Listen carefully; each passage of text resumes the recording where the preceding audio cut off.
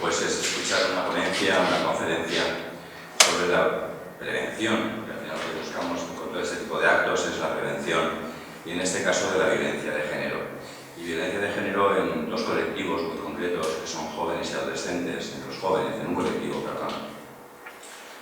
muy concreto que son los jóvenes y adolescentes, que siempre asociamos la violencia de género a mujeres maduras, mujeres amas de casa, mujeres de veintitantos, pero se nos olvida que la violencia de género es un virus que empieza a incubarse fruto del machismo, y de que impera la sociedad y que todavía no hemos conseguido, que nos queda por lástima, por desgracia nos queda mucho para conseguir.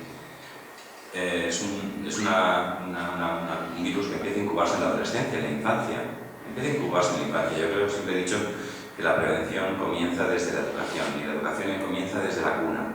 No tenemos que educar en igualdad, no tenemos que educar en tolerancia, no tenemos que educar en asertividad cuando nuestros hijos o nuestras hijas son adolescentes, sino que tenemos que empezar a trabajar estas habilidades, estas capacidades desde la infancia.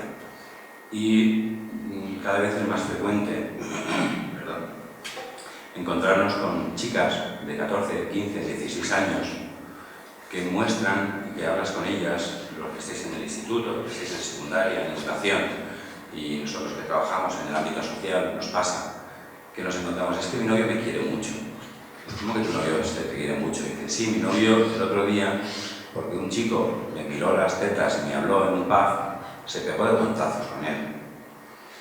O ¿por qué vas tapada? No, es que mi novio no quiere que muestre escote, pero es que él me quiere mucho. Entonces hay unas ideas que están calando en la juventud, que están calando en la adolescencia, y que son el virus precisamente de esta cultura de violencia de género. Entonces lo que tenemos que trabajar desde las administraciones, educación, bienestar social, administraciones autonómicas o de ámbito provincial, es en la prevención, y la prevención con este colectivo de jóvenes. Y fruto de este objetivo, pues es la conferencia que traemos hoy aquí. Viene Jesús Herranz. Jesús Herranz es doctor en psicología, es licenciado en Derecho. Él trabaja concretamente con agresores, con maltratadores, que están en el hospital psiquiátrico, que dependen del Instituto del Sistema de la Penitenciaría, de Penitenciarías. Él colabora con la Diputación, colabora también con la universidad como profesor asociado, podéis leer ahí arriba. Y fruto de esta colaboración con Diputación, organismo al que agradecemos pues, precisamente esta jornada, esta charla, que viene patrocinada y promocionada por este organismo, es esta charla que tenemos hoy aquí. Jesús, muchas gracias por venir a Guatemala, muchas gracias por ilustrarnos, y yo creo que han venido y hemos venido a oírte a ti, con lo cual, cuando quieras. Pues no puedo más que agradecer vuestra presencia y especialmente la presentación de José María.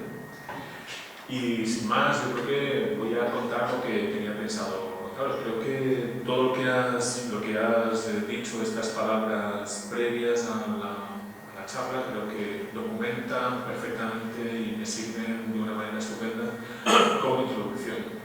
Me gustaría, si no os parece mal, ¿está de pie? Sí. El cámara te lo va a veces. Hay que probar mucho, que si no el cámara se vuelve loco. Bueno, han pasado ya los 15 años desde que se promulgaron una serie de leyes importantes dirigidas, destinadas a fomentar todos los programas de prevención de la violencia. El objetivo de esta presentación es que veamos qué ha ocurrido en una población, como son los jóvenes y adolescentes, que han vivido una etapa en la que la población en general ya está sensibilizada con el fenómeno de la violencia de género. Para ello, lo que he hecho ha sido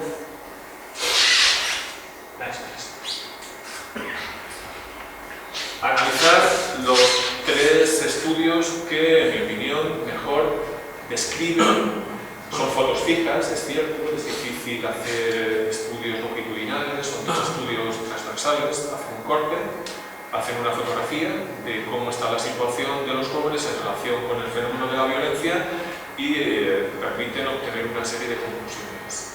Es el estudio de Andalucía Detecta, Andalucía Interviene, que es muy interesante porque se basa sobre todo en analizar el sexismo en la población, en este caso jóvenes y adolescentes.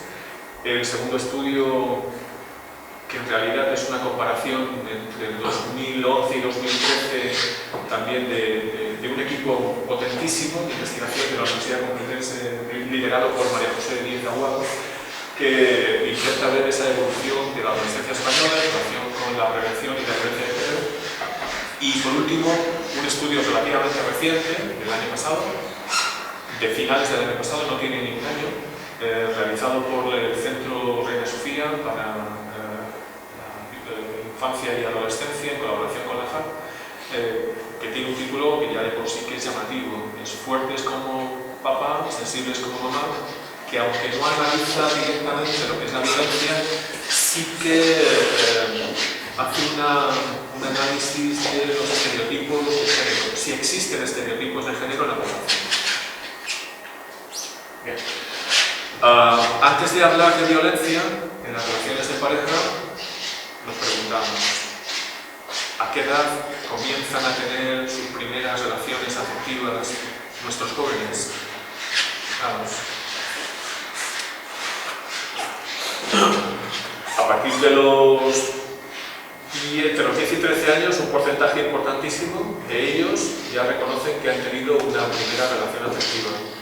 Y desde los 15 en adelante ya son muy poquitos los que no la han tenido.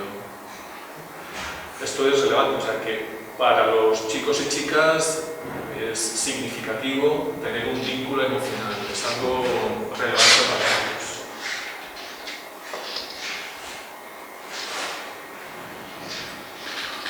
O sea que casi el 82% de las chicas y casi un número parecido de chicos reconocen tener pareja en el momento en el que se hacen los estudios. Y además nos dicen que desde los 13, 14, 15 años tienen varias parejas, que les interesa conocer gente y no solamente mantienen relaciones estables, sino que tienen otro tipo de relaciones.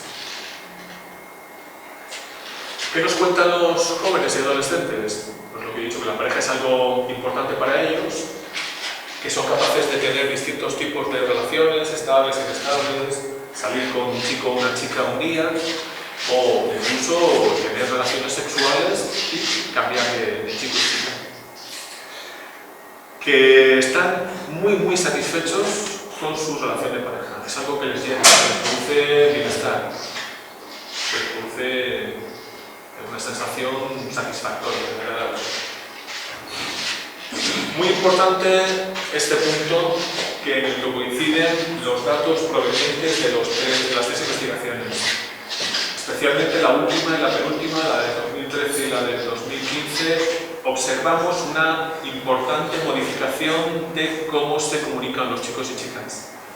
Antes se veían a diario o casi a diario y cara a cara, y progresivamente en los últimos 5 o 6 años se ven menos y utilizan los teléfonos móviles o las redes sociales para seguir manteniendo su relación. El 95% los utiliza. Fijaos que, según nos cuentan, la media de utilización de la tecnología, la media, yo creo que se queda incluso un poquito corto, son 3 horas. ¿Qué nos dicen más? Estamos contextualizando la población de análisis. Que sobre los celos, como tú comentabas, como José María comentabas, hay una serie de distorsiones en relación con algunas conductas de control y de dominio. Más de una tercera parte de chicos y chicas consideran que los celos, incluso, veremos que hay unos celos que consideran normales y otros excesivos, incluso los excesivos son una muestra de amor. Y seguimos bien metidos ya en el siglo XXI, con un grupo residual de chicos que mantienen una serie de creencias sexistas sobre las relaciones. Un número significativo nos dicen que no pasa nada porque ellos salgan con el número de chicas que les apetece. Eso está bien, pero que si eso mismo lo hace su pareja, que eso no les mola nada. Vale. El título de la charla es violencia de género, pero no toda la violencia que se presenta a estas edades es una violencia de género. Lo peculiar de este tipo de violencia, a diferencia de otros tipos, por ejemplo, el hecho de que salgamos a la calle y nos agredan, nos roben, nos tiren al suelo y nos den un puñetazo, que normalmente eso ocurre entre personas desconocidas, lo peculiar de este tipo de violencia es que la inflige una persona que dice que te quiere. Esto es algo realmente importante, porque las consecuencias emocionales son mucho más relevantes, mucho más duras, mucho más significativas, cuando quien te hace daño y te puede hacer daño muy seriamente es alguien con el que has depositado una enorme confianza, incluso que has compartido las cosas más íntimas. Y si encima, en un momento determinado, esa persona te victimiza. Esto realmente es un aspecto muy peculiar de este tipo de violencia, a diferencia de otras. Vamos a considerar, y así lo consideran también en nuestros estudios, la violencia como un comportamiento desde un punto de vista amplio. Cualquier comportamiento que dañe física, sexual o psicológicamente. Los chicos y chicas tienen mayores dificultades para detectar algún tipo de violencia, especialmente la que tiene connotaciones psicológicas, como veremos un poquito más tarde. Vínculo afectivo, o aquellos que quieren establecerlo, y puede ir o en una sola dirección, la de chico a chica, o de chica a chico, o puede ser cruzada, o bidireccional, o recíproca.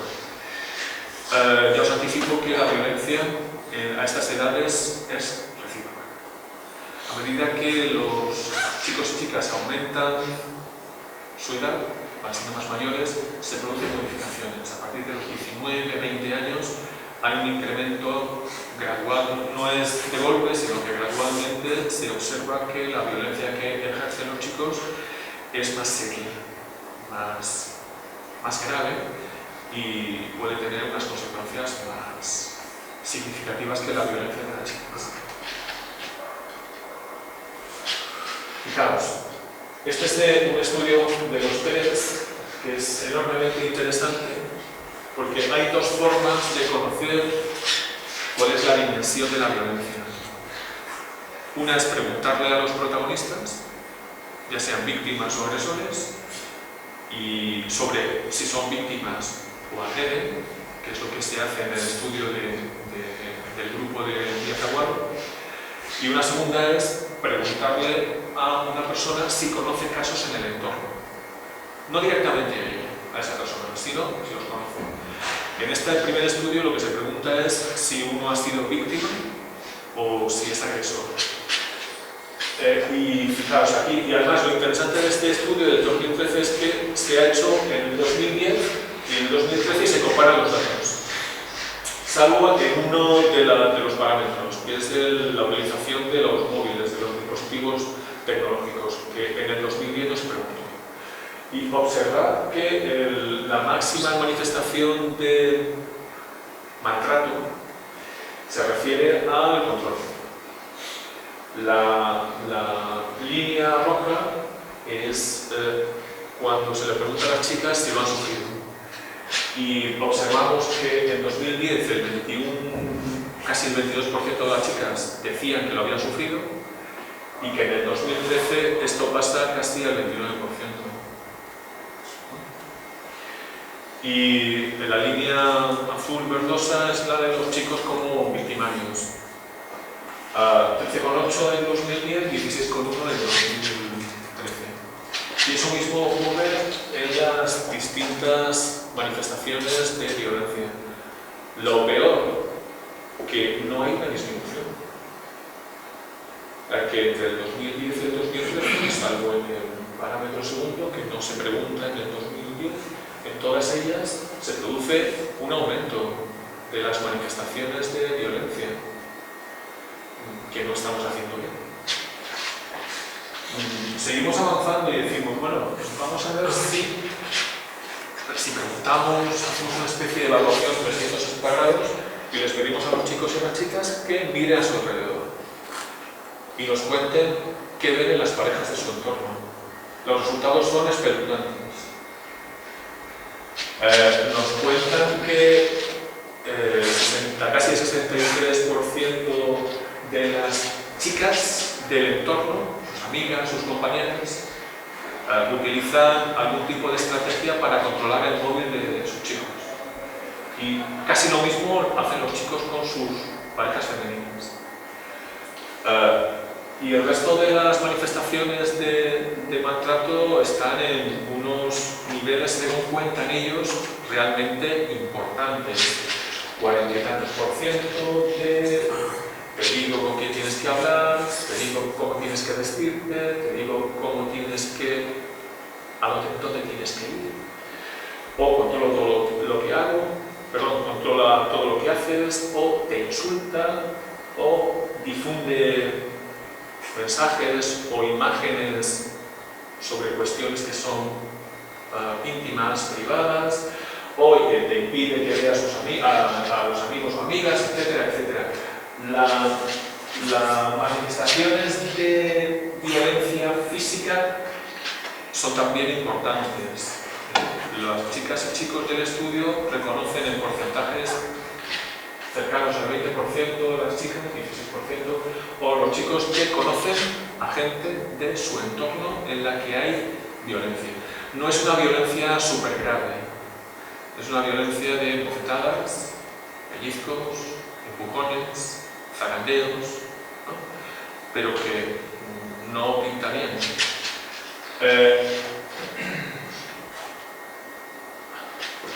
Solo el 12% de los participantes, es un estudio muy bien hecho, con una representatividad muy alta, con un margen de error bajo, casi son 3.000 chicos y chicas de 12 comunidades autónomas y 50 centros diferentes. Solo el 12% no ha conocido actos de violencia, ninguno de estos actos de violencia ejercida por un chico hacia una chica. Solo el 12%. Y solo el 16% dicen haberlos conocido de una chica a un chico. Esto es llamativo. Ya os digo, hemos utilizado dos formas. Una, que los actores nos cuenten, y otra, que nos cuenten sobre la violencia a la que están expuestos o que ejercen, y otra es que preguntarle a ellos que nos cuenten cosas sobre su entorno.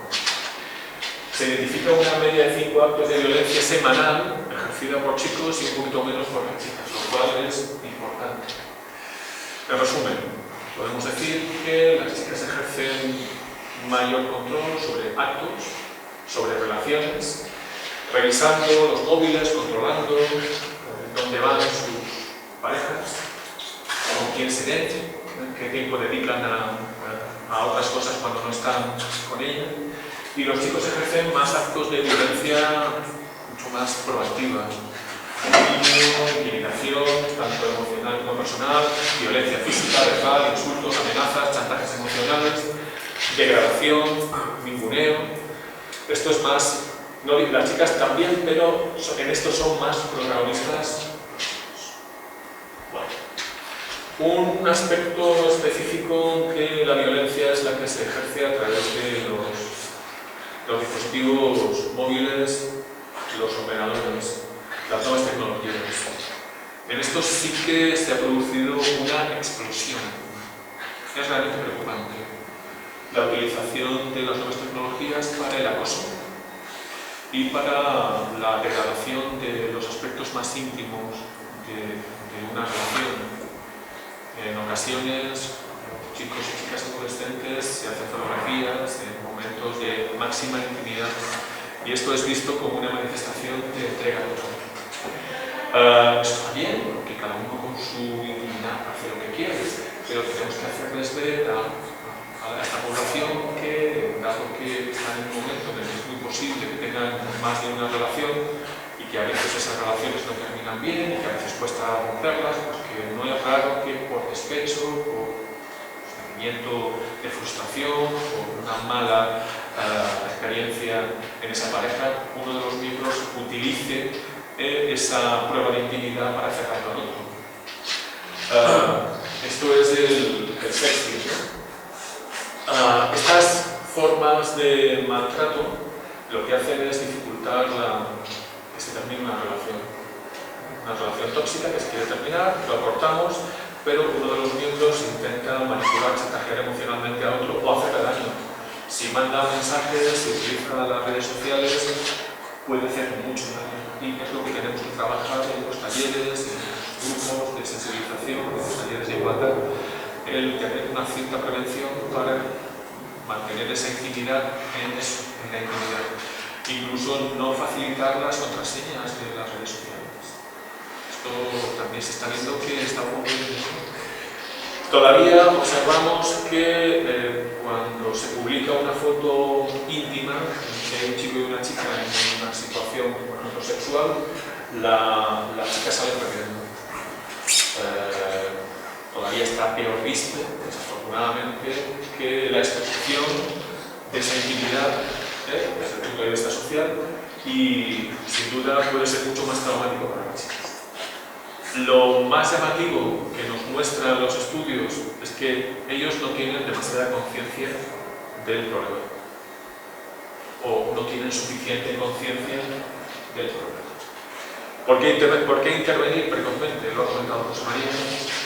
Porque en la infancia, en la adolescencia, la educación es algo que no nace espontáneamente, es algo que se va asimilando gradualmente, progresivamente, se va transpirando. Si construimos una relación de adolescentes que está bastante en el maltrato, probablemente esa relación se va a mantener en el tiempo, se va a cronificar, se va a hacer más violenta. Y lo peor en los adolescentes es que si esa foto fija que nos dicen las encuestas es cierta y un grupo importante de chicos y chicas construyen sus relaciones afectivas basándose en relaciones de abuso, lo peor es que se pueden acostumbrar a que esto es así y se normaliza y se tolera, porque resulta que todos los chicos y chicas de mi entorno funcionan así. Se controlan, se manipulan, son celosos, son controladores, impiden que la chica vaya con una ropa ajustada, o que enseñe un poco el pecho, o que la chica controla que pueda hablar con cualquier otra chica en el recreo, en el patio o cualquier otro sitio. Si eso se construye como algo normalizado, pues, y todos lo hacen, pues se banaliza y bueno, pues es lo normal.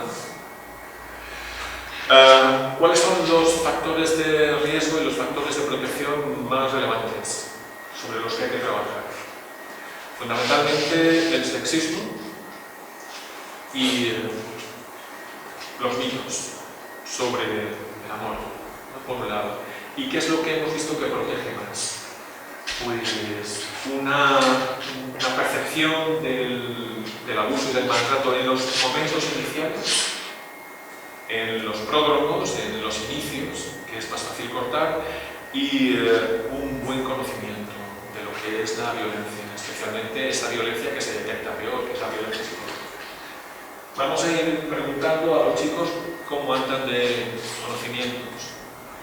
Bueno, cuando hablamos de sexismo referido a roles, lo que se hace es preguntarles cosas que tienen que ver con el papel que juegan varones y mujeres en la sociedad. Este es el estándar tradicional, ¿no? Esto es lo que históricamente se ha venido trasladando. Y eso es lo que queremos romper, ¿no? Este sexismo referido a roles. Y les preguntamos a ellos, ¿qué opináis de esta afirmación? Nadie como las mujeres sabe criar a sus hijos. Y nos da un poquito de repelús que un 40 y tantos % de chicas y chicos estén de acuerdo con esta afirmación.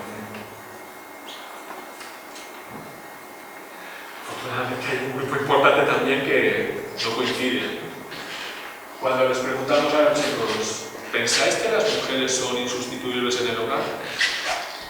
Y un 30% de las chicas nos dice eso. Sí, estoy de acuerdo. Y casi un 40% de los chicos. Algo no estamos haciendo bien.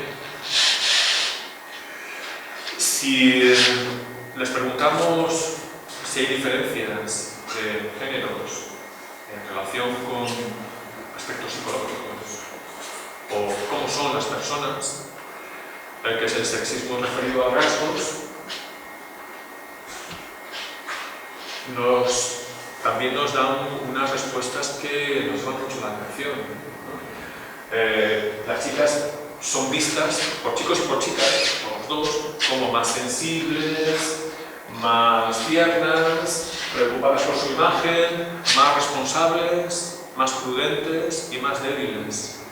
Y los chicos son vistos, por chicas y por chicos, como más dinámicos, más fuertes, más activos, más independientes, más posesivos y más celosos.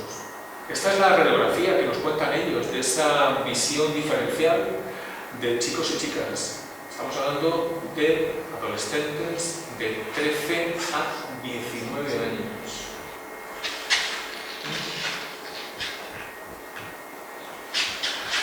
Otra cuestión importante en las parejas: ¿cómo se toman las decisiones? ¿Hay uno que mande más que el otro? ¿Hay uno que tire del otro y no le permita, si lo ve débil, si lo ve inseguro, toma las decisiones, incluso manipula la pareja? Es un sexismo referido a quien manda en la pareja. Saber detectar esto es un importante factor de protección. Cuando nos preguntamos a los chicos y a las chicas, ¿un hombre debe dirigir con cariño pero con firmeza a su mujer? Fijaos, casi el 37% de los chicos dicen que, bueno, están de acuerdo o muy de acuerdo, y un 15% de las chicas están bastante de acuerdo o muy de acuerdo.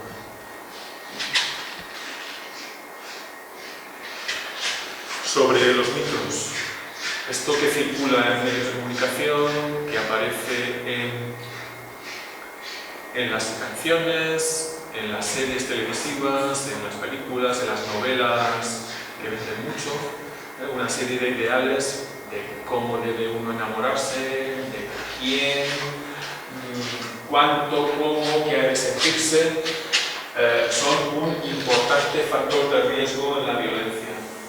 Aquí están los mitos más importantes que pululan, que circulan en esta especie de ideario común, en este arquetipo social sobre el amor lo puede todo, o que hay alguien por ahí, que no sabemos muy bien dónde, pero que seguramente lo vamos a identificar cuando lo veamos, porque el corazón se nos va a poner a palpitar de una manera excepcional y va a ser una especie de experiencia preciosa, ¿no?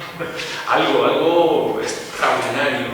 O si las cosas nos van mal en una pareja y pensamos que el amor es lo más importante y requiere entrega total, pues posiblemente no cortemos, porque pensemos que el amor, a lo mejor este virus que tú decías, puede ser el antídoto, ¿no?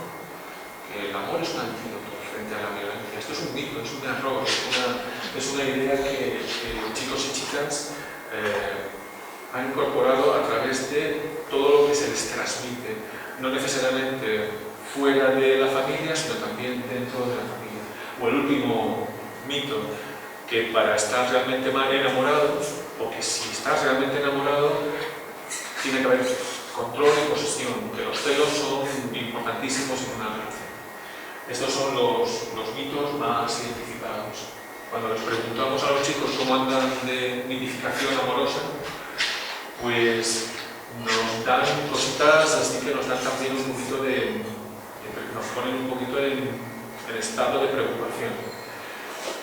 Un 17, casi el 18% de los chicos estarían dispuestos a cambiar algo que les gusta de sí mismos para conseguir a quien aman. Las chicas, afortunadamente, bastante menos. estarían dispuestos a darlo todo sin esperar nada a cambio, por amor. ¿O qué estarían dispuestos a dar por amor? Todo. El amor es lo más importante de nuestras vidas, o de mi vida. En la columna que no tiene, esta alta, que no tiene asterisco, está bien. Me puedo entregar, pero cuidado, con ciertos límites, está bien, ¿no? No darlo todo y no a cualquier precio, eso está bien. Cuando les pregunto otro factor de protección, ¿qué sabéis sobre la violencia? ¿Qué conocimientos tenéis? Que esto es lo que se trabaja sobre todo en los talleres de igualdad, en los grupos de prevención, en las charlas, en el programa que comentaba José María, de prevención de la violencia en la adolescencia, la máscara del amor, el infierno de Marta. Se hace mucho hincapié en la identificación de esas etapas iniciales del maltrato. Vicente Garrido habla de ese sexto sentido que tienen los jóvenes, los adolescentes, para detectar esas situaciones de peligro cuando se están iniciando y que a veces no son cognitivamente muy claras, pero sí que se les enciende una alerta, una llamada, una especie de pilotito. Hay que fomentar que cuando aparecen las primeras dudas en una relación en esta etapa y aparecen las primeras manifestaciones de maltrato, chicos y chicas corten con esa relación. Es un factor de protección. Cuando les preguntamos a ellos qué saben de esto, pues nos dicen que algunas cosas que son bastante erróneas. Que el consumo de alcohol tiene que ver con la violencia. Perdón, tiene que ver, pero que causa la violencia, y es un error gravísimo. Que el maltrato, la violencia de género se debe a los trastornos mentales de los maltratadores, y es un gravísimo error. O que cuando hay violencia y hay una agresión de un hombre a una mujer es que éste ha perdido los nervios y que seguramente ella habrá hecho algo para que los pierda. Y esto es un gravísimo error. Afortunadamente un porcentaje importante, no mayoritario, pero sí importante, pero insuficiente, de chicos y chicas nos dicen que la violencia está muy relacionada con el machismo y con esas ideas machistas. Ese es el camino. Y esto es lo que hay que, estos marcas rojas son las que hay que disminuir o eliminar. Y luego, por último, detectar esos primeros inicios del maltrato es un factor de protección, y cuando les preguntamos a ellos que si lo identifican bien, la parte izquierda la identifican bastante bien, que es la violencia más expresiva, la violencia más directa, y la parte derecha del cuadro lo identifican peor o bastante peor, que es el dominio, los celos, la posesión y el chantaje emocional, o las conductas de aislamiento y espacismo, ¿no? Que también no haces lo que yo digo, pues estoy una semana sin hablar contigo, te someto a una especie de ninguneo y vas a sufrir hasta que doblegues. Estas cosas las identifican, pero de hecho aquí están. La intimidación, la agresión física, el sexismo, el abuso sexual, el desvalorizar no está mal, y a partir de ahí para abajo, control, dominio, celo, posesión, chantaje y aislamiento lo identifican bastante peor, ¿no? Ya sabemos cuáles son los aspectos sobre los que hay que incidir, ¿no? Podemos trabajar de una manera selectiva e indicada. No vamos a ciegas, no vamos dando palos de ciego, sabemos dónde está el fallo. Bien, el control y los celos tienen su protagonismo, es la forma de maltrato más frecuente entre los chicos y chicas, son considerados normales en prueba de amor y son bidireccionales. Si tú me eres celoso conmigo, yo también soy celoso contigo. Si tú me controlas, yo te controlo, no te preocupes que yo también lo sé hacer bien. Y lo curioso, cuando trabajamos con ellos y nos sentamos y esto, ¿sabéis qué significa? ¿Sabéis que los celos y la posesión es algo que hace que una pareja no funcione bien? No pasa nada, es lo que hacen todos, o sea, es lo normal, es una prueba de que nos queremos, es una prueba de amor. Bueno, ya está. Muchas chicas afirman que hay unos celos normales y unos celos exagerados, y yo les pregunto, ¿y dónde está el límite? ¿Dónde lo ponéis? ¿Cuándo sabéis que son celos normales y cuándo sabéis que son celos exagerados? tiene dificultades para establecer una medida, porque realmente nadie lo sabe, ¿no? No comprenden que los celos son una forma de dominio, igual que el control. Esas parejas simbióticas que lo hacen todo junto, que no permiten que el otro se comunique con los demás, que tenga amigos o amigas del mismo sexo o del distinto sexo, es perder lugares, espacios, es perder amistades, es decirle al otro lo que tiene que hacer, cómo tiene que vestir, cómo tiene que moverse, con quién tiene que comunicarse, y están basados en una falsa idea, y es que eso es quererse mucho. Lo mejor, lo que les intentamos enseñar, intentamos fomentar, ellos lo saben, es que hay que, a pesar de tener una relación afectiva, a partir de los 13 años, fijaos, es un porcentaje muy importante ya de todo, hay que mantener otros espacios personales. Conclusiones. Insuficiente conocimiento de lo que es la violencia de pareja, especialmente de sus causas, indicios, signos, consecuencias en un porcentaje importante de la población, un sistema de creencias distorsionados sobre roles, funciones y autoridad en la pareja, cierta capacidad para detectar el maltrato grave, pero bastantes dificultades para detectar el maltrato psicológico o el control de los celos, unas importantísimas creencias erróneas sobre el amor, y lo más preocupante, en nuestra opinión, revisando los datos, es la utilización de las tecnologías de información y comunicación para el control. Esto, además, los padres, los educadores, estamos bastante out. Nos cuesta bastante intentarlo, sobre todo los que no somos nativos digitales, a los que sois más jóvenes seguro que menos, pero en estos son auténticos protagonistas, la utilización de las nuevas tecnologías para estas formas de maltrato. Y ahí estamos bastante perdidos nosotros. La educación. Por eso te he dicho que es una presentación que me venía al pelo, o sea, claro.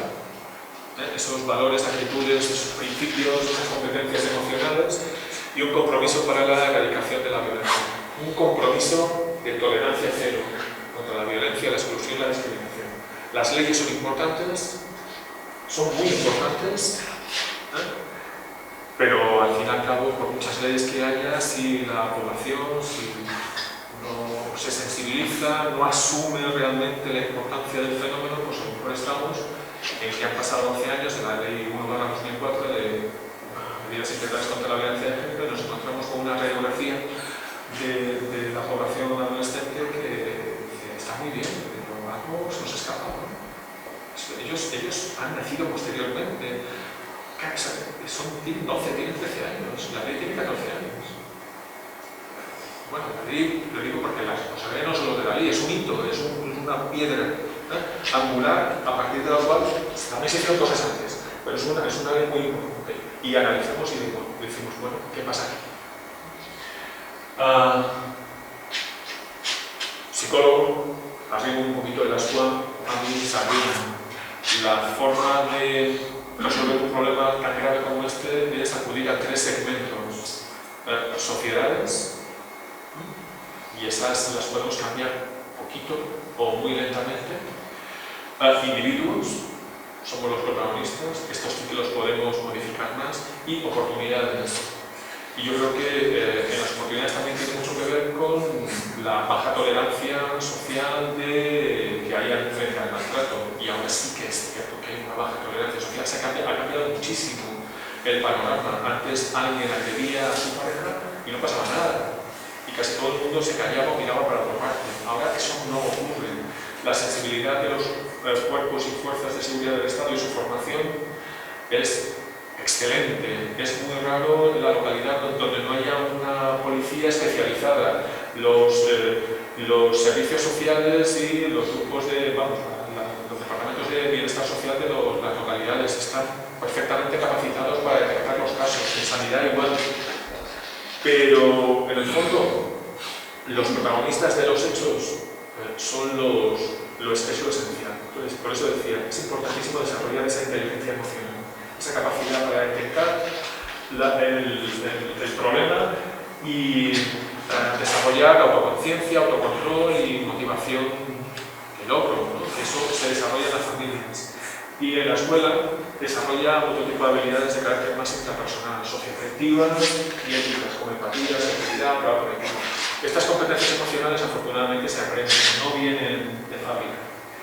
Se aprenden a lo largo de la vida y lo que quiero transmitiros es que en las guías de prevención que hemos editado y en otros muchos materiales de información, lo que se pide es esa colaboración entre familias y escuela, esa toma de decisiones colegiadas, no la transferencia de responsabilidades de las familias a las escuelas o educadores, o bueno, pues, que los educadores se queden exclusivamente, yo lo entiendo, porque conozco muchos educadores, en los contenidos académicos. Creo que hay un grupo importantísimo de educadores que están enormemente sensibilizados con este fenómeno, con el fenómeno de la violencia de los centros, no solamente violencia de género, sino cualquier manifestación de violencia. Y se están desarrollando praxis precarias de convivencia, y eso funciona muy bien. Bien, pues las buenas prácticas en la escuela que mejor previenen la violencia son estas 5: la visibilización del currículum oculto de las mujeres en la sociedad, y esto es muy importante que se haga en las escuelas, conseguir una igualdad en estos escenarios de socialización también en las escuelas, la utilización de un lenguaje no sexista, un lenguaje inclusivo, el cambio de los contenidos formativos, esto es importante, y sé que muchos profesores se miran muy a fondo los materiales didácticos. En un estudio reciente de hace 2 años, no, del año pasado, del 2015, solo el 12,9% de los protagonistas de los libros, en los ejemplos, en los modelos, en todos los materiales que necesitaban personas para servir de modelo, solo el 12,9% eran mujeres. El 80 y tantos % de los referentes de los materiales formativos, tanto en primaria como en secundaria, los protagonistas eran varones, o de la orientación vocacional y preprofesional igualitaria. Me consta que los gabinetes de orientación de los centros lo tienen muy claro, pero también es una cosa muy importante de las familias. Los estudios nos indican que trabajar en la escuela reduce el riesgo de ser víctima, reduce el riesgo de ser victimario. Lo demandan los profesores, cada vez hay más profesores, profesoras, cada vez hay mayor profesorado implicado en los programas de prevención de la violencia. Muy importante, el profesorado atribuye eficacia a los programas y solicita formación para hacer un trabajo que se sale de lo académico, pero para el que están sensibilizados. ¿Cuál es el papel de las familias? Pues muy importante, esencial, no reproducir roles sexistas que hemos visto, apostar por una corresponsabilidad en las tareas domésticas. Muy importante reforzar un mensaje de tolerancia cero frente a cualquier manifestación de violencia en el ámbito familiar, fomentar el respeto al uso a la diferencia y el uso del diálogo para resolver conflictos y apoyar a muerte las opciones preprofesionales y académicas de los chicos y chicas sin sesgo. Fijaos, no hace demasiado, solo 3 años, cuando les preguntamos a ellos ¿qué escucháis a los adultos? ¿Qué tiene que ver con el sexismo, con los mitos? Nos dicen que casi el 10% nos dicen que han escuchado en su entorno que para tener una buena relación conviene que el hombre sea un poco superior a la mujer. En edad, en sueldo. Parece que eso cala, por lo menos en las empresas privadas, y no solamente en España, en Europa, reciente estudio de Eurostat, las mujeres ganan un 15% de media menos haciendo el mismo trabajo. Esto no ocurre en lo público, pero sí en el ámbito privado. Escuchan a los mayores, por lo menos eso nos dicen, a los adultos, que los celos son una expresión de amor y que para ser feliz, hay que encontrar a esa media naranja, que si no, uno no está completo, le falta algo, y que lo encontraremos de una manera especial. Y a veces que si se nos escapa, puede que ya no seamos felices nunca. Tenemos que estar siempre pendientes, a ver dónde está nuestra vida. Siguen escuchando.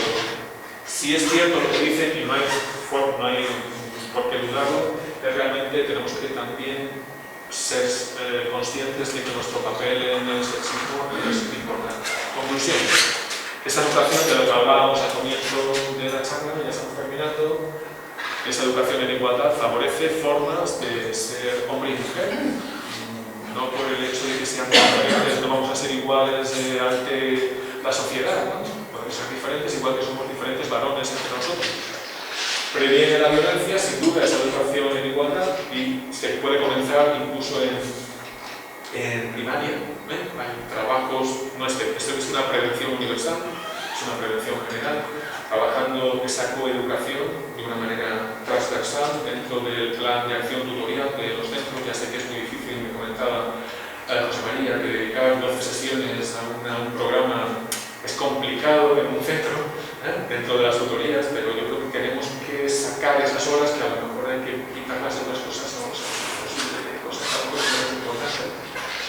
La prevención en igualdad enseña el reconocimiento a la diferencia y el respeto al otro, combate esos estereotipos que hemos visto, roles, rasgos, autoridad en la pareja. Muy importante, porque no hay mejor manera de ser igual que tener un buen trabajo y ser independiente económicamente y llevar a cabo la profesión que uno le apetece, independientemente de cualquier otra consideración. Y eso lo vemos en la universidad. Yo estoy vinculado parcialmente con la universidad y me cuentan los compañeros de las disciplinas técnicas que cada vez hay más mujeres, pero no llegamos al 50%. Pero sí que hay más del 50% de las mujeres ahí en la judicatura. En las últimas oposiciones de fiscales y jueces, el 65% eran mujeres. En la última promoción de MIR, en medicina, el 70 y tantos % eran chicas. O sea que eso estaría muy bien que ocurriera también en las ingenierías. Desarrolla la corresponsabilidad, algo muy importante, del ámbito doméstico, y garantiza unas oportunidades igualitarias que deben tener chicos y chicas en un país democrático. Por último, una cita de la Fundación Mujeres.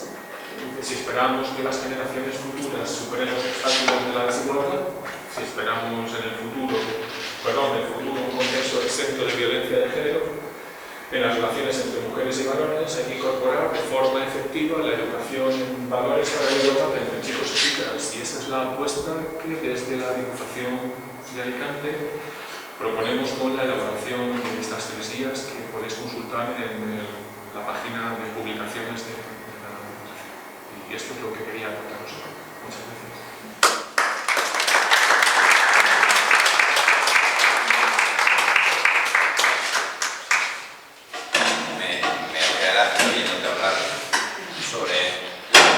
Que se mantienen en la administración, bueno, en toda la sociedad.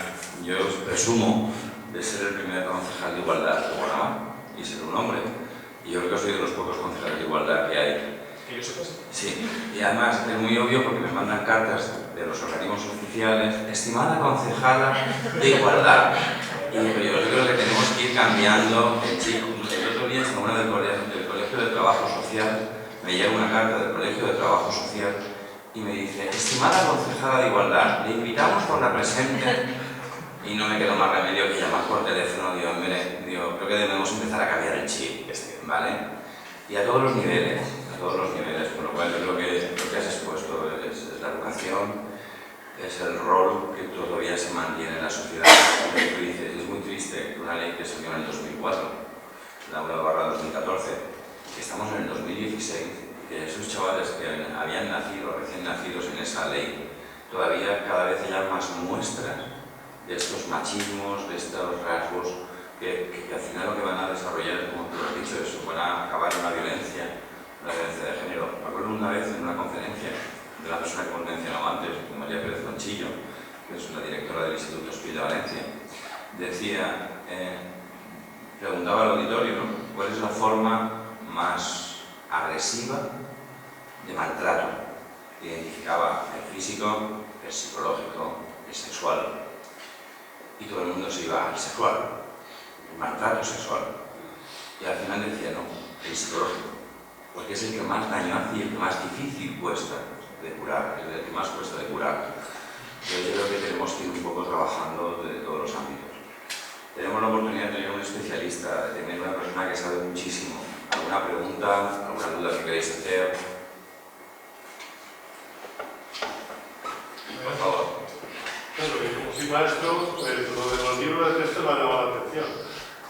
Pero es curioso. curioso cómo los libros de texto tienen que pasar un control administrativo para que les den la autorización, y los controladores de los contenidos de esos textos no detectan eso.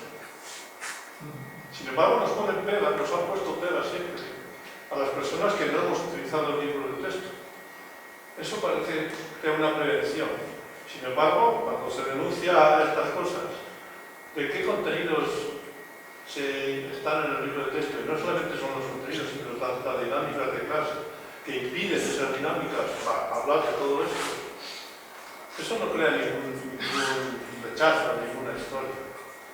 Quizá aún, pregunto, estamos aún incluidos en esos 40 o 30 y tantos años que los libros de texto implicaban un patriotismo, una ideología determinada, ¿estamos aún en eso? ¿O realmente también aún no hemos cambiado en algo? Yo no considero que de las elecciones en el país más democrático que presume que es más democrático y más fuerte, aparece el que gana las elecciones como el prototipo de machismo recalcitrante. Yo no sé qué nivel cultural tenemos en el mundo cuando personajes de ese tipo, jaleado por otros, felicitado públicamente con cartas, ganan elecciones y dirigen el mundo. Yo no sé si esos cambios en la educación se están produciendo, estamos aún en pañales en todas estas cosas. Es decir, que es muy fácil manipular a la gente para que crea determinadas cosas. Es muy fácil manipular no solamente a los adolescentes, sino a los adultos, para que crean determinados comportamientos violentos o las desigualdades que se permiten. Porque cuando hablamos del 15% del salario, eso se produce en lo privado. Y resulta que la tendencia actual es privatizar, privatizar, privatizar. Pues si la tendencia es privatizar, se producirán desigualdades. Cuanto más desigualdades haya, pues más violencia habrá. Será de género o de otra cosa, pero habrá. No era una pregunta, ¿no? Creo que ha estado genial. No, no puedo más que compartir esta reflexión en algo. Creo que es muy sabia. Creo que la comparto. No puedo decir nada más que me llama la atención que los libros de texto todavía mantengan esa diferencia de sexo a la hora de marcar los protagonistas de las acciones. No sé si es ideológico o simplemente una cuestión de desinterés. No lo sé. No soy un experto en didáctica escolar como para saber. El dato que os he aportado es un dato que he conocido recientemente. Pero sí es llamativo que las mujeres tengan tan poco protagonismo en los libros de texto. Eso no hace nada más que reafirmar, por lo menos de manera subliminal, una conciencia de que son secundarias. Y eso es lo que luego va integrando, pues, no solamente lo cognitivo, sino también las experiencias afectivas y comportamentales. A lo mejor tenemos que ponernos más en nuestro sitio como profesionales y ser un poco más críticos y combativos. No lo sé. No lo sé si eso en vuestro ámbito es difícil. Me acabas de comentar que lo tienes complicado en ocasiones cuando te quieres salir de lo establecido, de las programaciones establecidas, ¿no? Eso es complicado. Y sobre la diferencia de sueldos en la empresa privada, eso por ley no se puede suprimir, ¿no? ¿O qué se le permite nada? Lo mismo que se aquí en la pública, aquí igualdad de trabajo y igualdad de sueldo. Eso es así de sencillo. No sé por qué tiene que haber esas diferencias Pero eso está ocurriendo no solamente en España. Quiero decir, esto no justifica lo que ocurre aquí. En países donde supuestamente esa igualdad es desde hace mucho más años, también está ocurriendo. Estamos un poco en la media. Es un sector laboral cada vez más desregulado y en el que influye sin duda la política. Entonces, bueno, pues, no como legislar para que los sueldos de las mujeres y de los hombres que ocupen un puesto, no lo que ocupen las empresas privadas, fuera el mismo. Si por ley estuviese establecido, se podría sancionar. O las mujeres pueden reclamar el mismo derecho que el compañero. O sea, sí, a lo mejor sería así de fácil. Porque igual que una ley de Estrasburgo que ha dicho que las personas que creo que la integridad se reconocía y por una legislación del Tribunal de Estrasburgo eso se reconoce, pues a lo mejor sería tan fácil como eso. Si se legisla para que en la empresa privada sea sancionable una mujer con un puesto, con un caballero, gane menos, la mujer puede ir en esa situación. A mí me sería parece fácil, no creo que sea tan perfecto. complejo. El problema es que no llega. El problema es que la concentración horizontal que existe de las mujeres en ese aspecto no les permite subir. Claro, ese No, techo de digo a cristal. nivel A nivel de cristal que existe. Es una barrera que han puesto ahí. No, pero digo que tengan el mismo puesto en una categoría, en la misma... Pero no te dejan subir. Ya, El pero- problema es que no te dejan llegar. Sí, pero hay mujeres que no es un puesto idéntico, sino que es un puesto intermedio medio y que también están cobrando menos. Pues eso es fácil de resolver. Yo no digo la promoción o que la mujer no a cargos de mayor responsabilidad o otras cosas también, ¿no? Pero que sería tal vez fácil resolver con una legislación que pudiera sancionar al empresario que no me sale como... El sector laboral es un sector complicado, muy pero... complicado. Están los planes de igualdad en las empresas, que se supone que vean porque eso no se produzca. Claro. Pero si a lo mejor Luego la aplicación es complicado. claro, Velar los por clientes, las personas que compran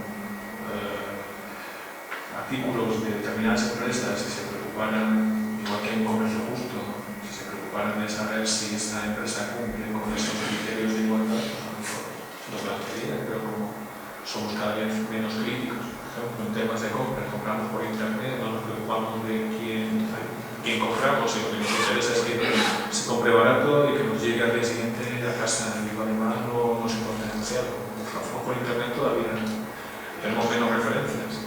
Bueno, en el fondo lo que decía, los problemas como el de la violencia podemos responsabilizar a las instituciones públicas, no me parece mal, pero la última palabra la tenemos las personas, creo yo, esa es mi opinión. No podemos estar siempre diciendo, no, es que lo suyo, es cierto, la ley esta que tú planteas de igualdad de salarios me parece básica, pero a lo mejor lo que tenemos que hacer es pedirlo. Y si realmente preocupa tanto, pues porque no hay gente en la calle pidiendo eso. Y cuando gana la selección española europeo o el mundial, pues hay 1 millón de personas en Madrid refiriendo. Yo creo que las mujeres se han ido a la administración a opositar jueces que están copando toda la administración simplemente porque la administración es la única que garantiza el poder conciliar la vida laboral y familiar, porque tienen que elegir. Y aún así resulta difícil, porque en definitiva nosotros lo hemos hablado mucho, hablamos de la incorporación de la vida de la mujer a la vida laboral, pero que entre comillas es un engaño. Un engaño en el sentido de que nos hemos incorporado, hemos asumido muchas más responsabilidades, pero no hemos dejado de gestionar las otras que teníamos. Entonces, hemos intentado seguir el ritmo que parece que iba, pero no es cierto. No es cierto porque todavía sigue existiendo ese machismo, todavía arrastramos una educación machista que incluso nosotras favorecemos sin darnos cuenta porque la tenemos asumida. Y entonces lo único que una mujer le garantiza el poder tener una familia, el poder conciliar la vida familiar es la administración pública. Y tener una carrera profesional. Exacto, una carrera profesional y sueldos igualitarios, donde no va a haber una diferencia, donde no va a haber la empresa privada, por supuestísimo, pero vamos, y es muy difícil, porque además tienen que elegir como mujer si quieres llegar hasta las altas instancias entre tu vida personal o tu vida profesional. Y eso ya van a ir que a cada una y el deseo de a cada una. Pero es muy difícil. Y la pareja que esté de acuerdo en poder sacrificar esa vida en común y los hijos para que tú como mujer sigas, no tengas límite para llegar. Es que es difícil, igual que la vida política. ¿Cómo se llama? María José. María José. Y esto lo estamos planteando a nosotros. Y cuando miramos hacia atrás y vemos los chicos y chicas que van por detrás de nosotros, que es lo que yo quería sensibilizar, vemos que ese sexismo sigue existiendo por lo menos en grupos significativos, y ese es el trabajo que nos toca, intentar romper esas ideas preconcebidas que limitarán después lo que es el desarrollo integral de la persona. Dos cosas. Hay una cosa en la que no estoy de acuerdo como enseñante, ¿no? Yo creo que eso de dar temarios sobre violencia de género tal en las escuelas, yo creo que no. El temario hay que darlo en las facultades de educación, porque el docente tiene, y me viene muy bien este papel, el docente tiene que llevarlo incorporado. Un docente tiene que estar en el aula y estar constantemente manifestando eso. Eso que sean parcelas dentro de la jornada, es decir, necesitamos una hora, dos, tres. Yo creo que tiene que ser algo vivencial y tiene que ser un temario que debería estar y que tenía que estar en las facultades de pedagogía. Estoy de acuerdo. Sí, por eso cuando hablamos de que no hay suficientes horas, son todas las horas del día, son todos los momentos que estás con tus alumnos.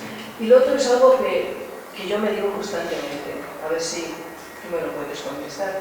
Yo he trabajado siempre con adolescentes, ¿no? Entonces, a lo largo de 20, 30 o 40 años, llega un momento que me pregunto, ¿qué ha pasado con tanta lucha que hemos tenido para conseguir una igualdad, para conseguir una mirada entre hombres y mujeres? Cuando yo cuento a mis alumnos que yo iba a escuela de chicas y chicos, ellos dicen, pero yo cuando les cuento cómo hemos trabajado para estar junto con un hombre, para estar junto, para ver a la persona homosexual y mirarla de otra manera, y yo les pregunto, ¿qué está pasando? Porque tú has dicho del 2010 al 2013. Sí. Y te pregunto, ¿y si miráramos del 2000 al 2013, habría seguido aumentando? Entonces, ¿en qué momento era menor para ver qué es lo que hicimos allí? No sé si me explico. Sí, Hubo un momento en que se trabajó más claramente, yo creo que se trabajó más porque lo sentíamos, realmente lo vivenciábamos. Y estos adolescentes de hoy lo ven como algo que le estás contando una película, pero ¿qué me dices? A ver, lo estoy diciendo en voz alta porque me lo digo constantemente, entonces aprovecho que estás aquí y me digas. Claro, yo no podría, no sé en realidad qué es lo que ha pasado, o qué pasó entre el 2000 y el 2005 y el 2010. Prácticamente no se hacían estudios. Lo que sí puedo intuir es que en esa época de la que estamos hablando, esos hace unos 15, 20 años, o que luchamos desde hace unos 30 años por introducir la igualdad en la sociedad, y eso no fueron las personas, no fueron las leyes, fue una conciencia social o una conciencia política. Probablemente esta conciencia política y social no tenga la misma importancia en la actualidad de los jóvenes. Debo decir, por otra parte, desde la época de la historia de nuestro Estado, que hay casi 2 millones de chicos y chicas metidos en tareas de voluntariado. Sí, pero... Por otra parte, tenemos chicos y chicas enormemente concienciados y que son capaces de hacer cosas que merecen la pena. Pero posiblemente este sistema de creencias desigual, machista, propugnado por factores que se nos escapan, esté llegando a ellos de una manera que nosotros no podemos hacer nada. Me preocupan mucho las nuevas tecnologías. Muchísimo las nuevas tecnologías. Cuando dices factores que se nos escapan, ¿solo te refieres a nuevas tecnologías? No. Creo que también hay factores políticos e ideológicos. Pero no soy un experto, simplemente lo intuyo. No sabría decirte. Creo que hay factores lejanos, más sociales, factores más próximos, que son los agentes de socialización, y factores inmediatos, que es el aquí y el ahora. Y resulta difícil cuantificar en qué medida uno se influye más en el fenómeno. Yo la verdad es que no puedo responderte fácilmente a la pregunta. Entiendo que hace unos 25 o 30 años un grupo importante de personas que provocaron un cambio social, que tenía una conciencia importante desde el punto de vista político. y posiblemente los adolescentes ahora estén muy poco interesados en la política porque este sistema democrático ya está, ya no hay que construirlo. Y se olvidan y nos olvidamos que la democracia pues, puede ser muy imperfecta. Y estamos viendo que hay segmentos de la vida social que no funcionan bien, incluso en países profundamente o bastante democráticos como en España. Sí. Con relación al caso de maltrato escolar que hubo en las Islas Baleares, ¿qué medidas se tomaron con los maltratadores? ¿Qué se hace? Porque aparecen los medios de comunicación, ¿qué es lo que tienen que hacer los maestros? ¿O dónde tienen que estar los maestros o las maestras? El director o la directora y todo eso. Pero después que ha ocurrido el hecho, ¿qué se hace con los maltratadores? ¿Qué se hace o qué se debería hacer? ¿Qué se hace? ¿Qué se debería hacer? Dos cosas. Es importante saberlo porque a veces puede haber una sensación de impunidad para los maltratadores o maltratadores. Puede haber, no sé. Pero ahora meto un poco el demonio en el discurso. Es que hubo maltrato, porque fueron bromas. Esa fue la versión oficial de la propia administración. No, fueron juegos entre niños, con lo cual quedas descolocado, que ya no. Supongamos que fuera maltrato en la versión oficial. Pues, ¿Qué se hace en esos casos? Sin duda hay que trabajar con los maltratadores y cuanto más jóvenes, mejor. Al margen de responsabilidades de otro tipo, que hay una ley de responsabilidad penal de los menores de carácter educativo, que en función de la gravedad del hecho y de la participación del agresor tiene una serie de medidas de mayor o menor intensidad. Al margen de eso, desde el punto de vista psicológico, lo que hay que hacer es una reestructuración de esas creencias y esas distorsiones cognitivas que tienen las personas que maltratan. Y tendríamos que valorar exactamente cuál es el fundamento del maltrato. ¿Qué es lo que tiene esa persona? ¿Cuál es su sistema de creencias que permite, que facilita que cuando tenga algún problema, cuando vea a alguien diferente, utilice la violencia para sentirse bien? Hay distintos tipos de manifestaciones de maltrato en los adultos. En los adultos hay un porcentaje de personas normalizadas. Casi el 70% de los maltratadores, de los violentos de género, son personas que viven una doble vida. Son considerados buenos ciudadanos y luego en su ámbito privado resultan maltratadores. Son los que nos determinan la violencia psicológica. Eso necesita sobre todo una reestructuración cognitiva. Hay un grupito que son personas disfóricas o que tienen algún tipo de problema emocional. Sobre todo gestionan muy mal su ira y consumen sustancias. El trabajo es intentar que las personas resuelvan los problemas sin necesidad de utilizar la violencia y que controlen sus explosiones de ira. Y hay un grupito minoritario, afortunadamente, que son violentos en general. Gente con un trastorno sádico o una psicopatía que disfrutan haciendo el daño a gente. Eso merece una atención todavía más especial. Normalmente nadie nace sin un maltratador. Tenemos que estudiar cada caso, pero sí que te puedo decir en este momento que tenemos instrumentos para trabajar con ellos y con unos resultados moderadamente buenos. En el programa en el que estoy colaborando de la Audiencia Provincial del 2005, que trabajamos también con jóvenes y adolescentes con problemas de conducta, en los adultos, después de 11 años de cursos de reeducación, que yo colaboro, pero los llevan a cabo Carmelo Hernández y Pablo, se me olvidó el apellido, tiene un porcentaje de reincidencia violenta del 0,01%. Que en esos casos de violencia de moderada intensidad, una reestructuración cognitiva y un entrenamiento en control de conductas funciona bastante bien. En los casos ya más graves es más difícil de resolver. Pero vamos, que hay intervención, y con los menores necesitan una intervención específica a los casos de maltrato o los casos de violencia y acoso en la escuela.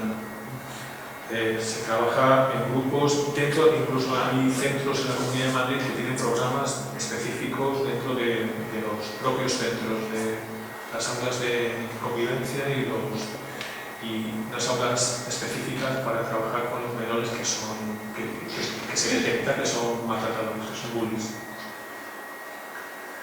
Existe una intervención. Aquí lo de lo que dicen sería conveniente que se hablase, ¿verdad?, de la violencia de género. Y es curioso porque yo formaba parte del concurso literario y en la narrativa local había una sección, y os digo, en cantidad y calidad era mayoritaria justo con este único tema, violencia de género, y para los jóvenes. Aludiendo a la crisis de aquellos años, fueron los que se suprimieron inmediatamente. Y no se han vuelto a restablecer, que yo sepa. Pero está previsto, ¿no? Pero hace muchos años. Y es triste porque yo sigo trabajando en clase, he sido profesora de lengua y literatura, para que justo los jóvenes participasen en el concurso literario local y tratasen este tema. Pero claro, desapareció. Pero el concejal dice que va... Sí, eso lo tenemos aquí, Había una modalidad de una igualdad de género y era una temática donde se podía tratar cualquier relato relacionado con la igualdad y o violencia de género. Sí que es eso, pues que ha habido una temporada que se... Desde entonces, desde 2005, De todas maneras, tanto esta actividad que se organizaba desde los colegios como otra gama muy amplia que hay, son todo prevención hacia la violencia de género. Yo creo que es uno de los factores y de los objetivos que tenemos que trabajar desde la Administración. Esta mañana hemos tenido unas jornadas sobre drogodependencias, prevención de drogodependencias, y uno de los ponentes que ha venido, profesor de la universidad, también de Miguel Hernández, decía que hay tres áreas: la familia, la sociedad y el sistema educativo.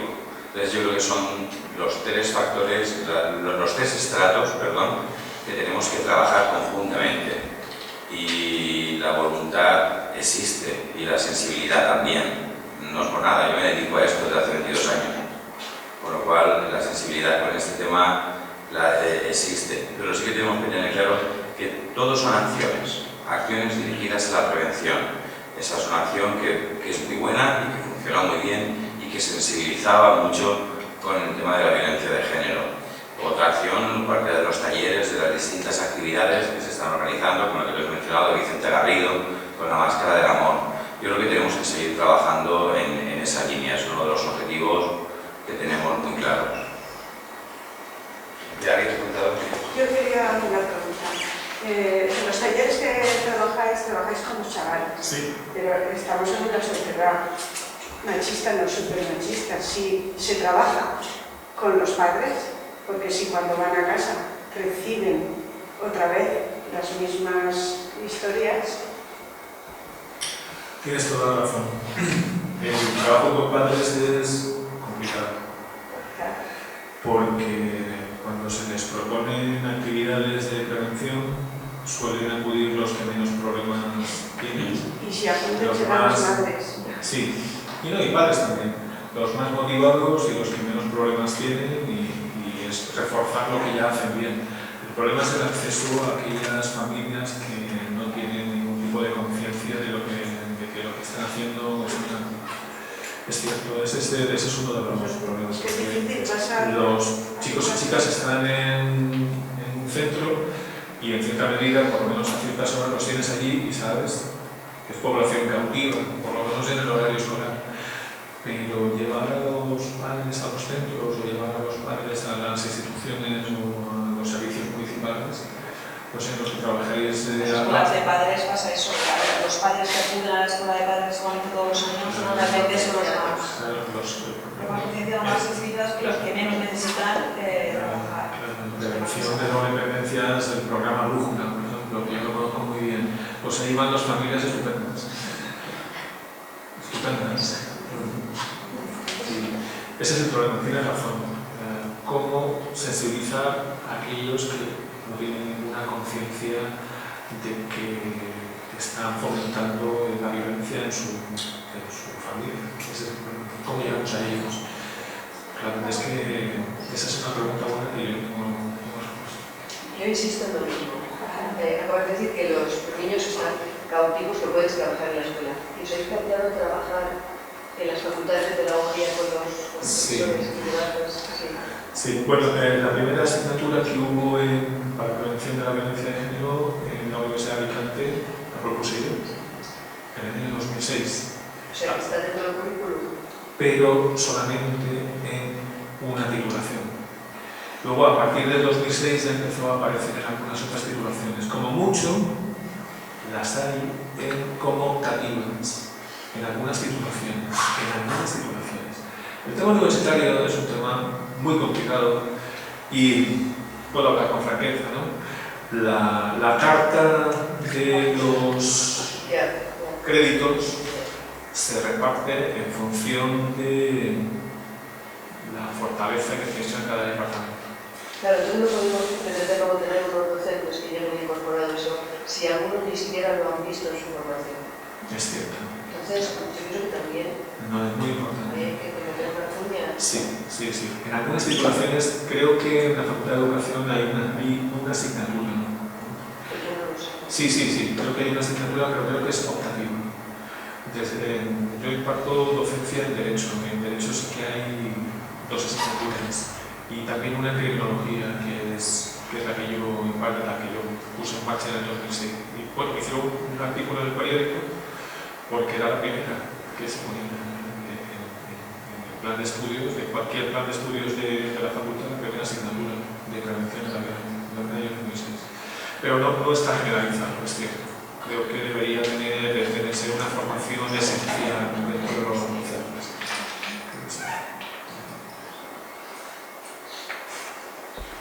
Hay una postura que me llamó la atención sobre hablaba Fernando Sabater sobre el racismo y decía, todos somos racistas. Lo que hay que hacer es luchar contra tu propio racismo. A lo mejor en esto de la violencia de género también habría que decir cosas parecidas. Es cierto. Lo comparto. Todos somos machistas. Todos tenemos un componente tenemos que hacer machista. Claro. Yo ahora hacer es luchar contra él. Por ejemplo, meterse en una asociación como la que hay en Alicante, Asociación de Hombres por Igualdad de Género, AIGE. Claro, muy buena. Por ejemplo, si hombres que son conscientes de que lo que han recibido es un sistema de valores, un sistema de creencias, una formación, una educación que sin duda te impide aislarte total y absolutamente de haber recibido contenidos machistas, pero somos críticos e intentamos quitarnos ese lastre, es quitarte todo el peso que tienes. Y evidentemente dentro de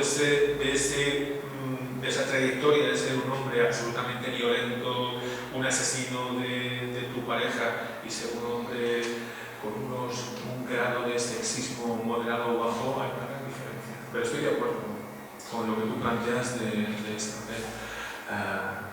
Todos somos racistas, es cierto, y todos los varones tenemos un componente sexista y machista, y algunas mujeres también.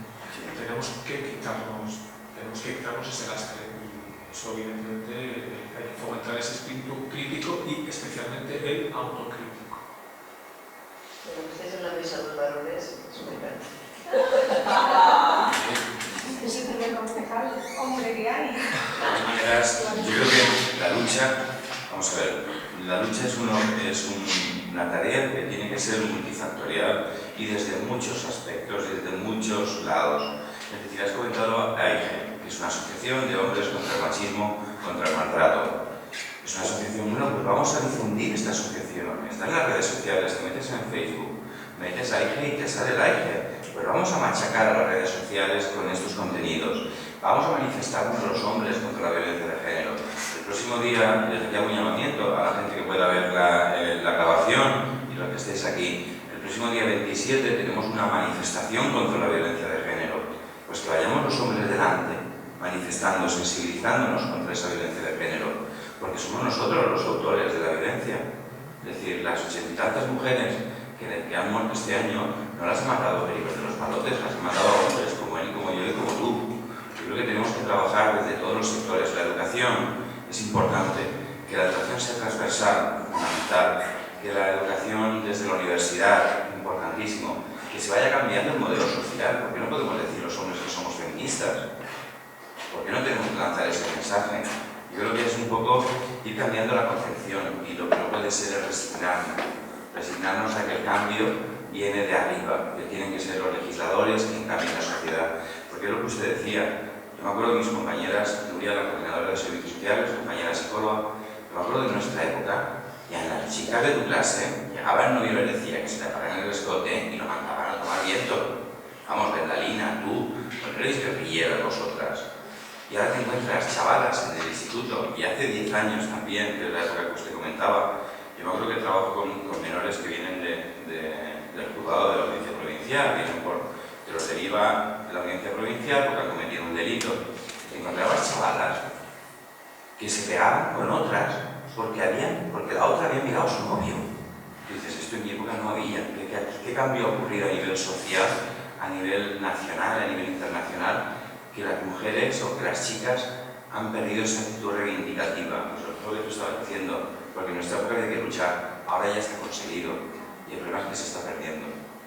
Entonces yo creo que... María, ¿le puedo decir una cosa? Sí, Como ya parte usted, a mí me gustaría que el día 27 no fuera contra, sino a favor de algo, por la energía que lleva. El día 27 a favor de algo, no en contra de.